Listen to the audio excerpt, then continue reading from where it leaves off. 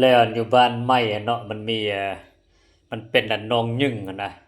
หนองยึ่งอันกว้างเลยบริเวณแถวเนื้อที่อันหนองยึ่งอันประมาณ300เมตรนี่แหละกว้างอันสุดสายตาเนี่ยเวลาเฮาแนมลงไปเนาะมันเป็นคืออันเป็นคือหนองอะนะแต่ว่าทางอันอ้อมแอ้มบริเวณเนี่ยมีต้นไม้ใหญ่ส่ำมันก็ฟุ้ยนี่แหละบางต้นเนี่ย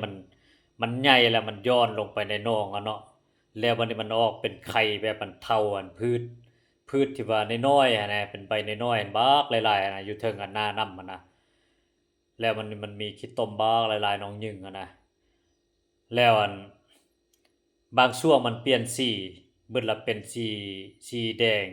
สีเหลืองแล้วก็สีเทาอะสีชมพูอะหรือว่า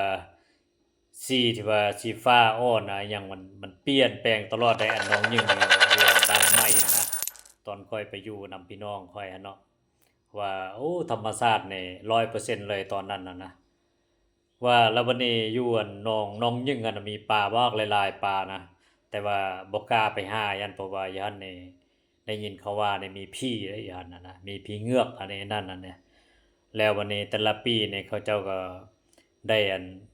ไปไปถวายให้เนาะเป็นหมู่บ่หรือว่าตัวงัวบ่อิหยังอะนะบางเทื่อดนๆหลายปีแล้วเขาไปถวายให้เนาะไปเฮ็ดแบบอันปัวพี่อะนะเพราะว่าศาสนาพี่เด้อันชนเผ่าอันเราสูงอะนะแล้วบัดนี้เขาเจ้าอันทุกๆปีบางเดือนก็ทุกๆปีเนาะเขาไปไหว้อันน้องยึงนั่นแหละอันนั้นน่ะนะได้ยินเขาว่าในคันเวลาผู้ใดอันตกไปอยู่หนองอะนะมันดูด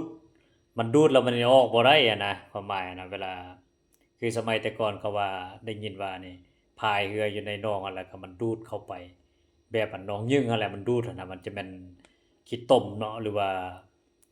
จะเป็นกรดแห้งโน้มถ่วงบ่หรือว่าแม่นหยังก็แล้วแต่เนาะมันแบบมันดูดอะนะมันดูดแล้วมันออกบ่ได้บัดนี้อะนะคันเฮามีสติมีวิธีป้องกันล่ะมีพริกไฟหยังก็บางเทื่อก็อาจจะออกได้อะนะแต่ว่าอันนี้เนี่ยมันดูดเข้าไปเลยดูดเข้าไปแล้วบัดนี้คนล่ะไปตกอยู่หั่นแล้วมันออกบ่ได้แล้วก็หลายๆคนเนี่ยได้ยินเขาว่าเนี่ยเสียชีวิตอยู่ในหนองยึ่งหั้นเลยอะนะ แล้วก็เฝ้าอยู่หนองยึงกันเลยล่ะได้ยินเขาว่ามีผีหลายซั่นนั้นน่ะเวลาเฮาย่างไปเนาะย่างอ้อมแอ้มอะนะคนหนาวลุกเด้แบบอันมันสยองขวัญอะนะมันคือมีวิญญาณเลยว่ามีผีแบบอันสิ่งที่ว่าลึกลับที่ว่าเฮาแนมบ่เห็นนั่นนะตัวเต่าหรือว่าปลาฝะไลอันนี้อันนั้นเนี่ยคือจะมีลายจะค่อยคิดว่านะตัวเอี้ยนน่ะปลาดุกปลากั้งอิหยังน่ะคือจะมีลายเพราะว่าอ้อมแอ้มมันเนาะมันเป็นแบบว่าธรรมชาติต้นไม้ใบหญ้าอย่างอยู่อันบริเวณนั้นแถวหนองยึงอะนะโอ้ข้อยว่าเนี่ยเฮ็ดบ่อนท่องเที่ยวเนี่ยโอ้สุดยอดเลยอันนั้นน่ะแบบมันไปเฮ็ดบ่อนกินข้าวปลาหรือว่าบ่อนอันพักผ่อนชมวิวอันหาความสุขในชีวิตเนาะอยู่กับอันธรรมชาติที่ว่า100%อะนะเพราะว่าอันนี้ธรรมชาติเนี่ยแบบมันกำเนิดขึ้นมาจากอันโลกเนี่ย100%น่ะบ่แม่นมนุษย์สร้างขึ้นเนี่ยอันนี้มันมีมาพร้อมโลกอะนะ อันนี้มันอาจจะเวิร์กกว่าได้ข้อยคิดว่านะป๊าโถตอนนั้นนั้นไปเบิ่งแถวบริเวณน่ะต้นไม้นี่ส่ำกะฟุยนี่บักหลายๆอะนะเขาว่ามีเงือกเด้หันน่ะนะโอเคแล้วฝากกดไลค์กดแชร์ด้วยเด้อเพื่อเป็นกำลังใจให้เกียร์เตอร์มือใหม่เด้อ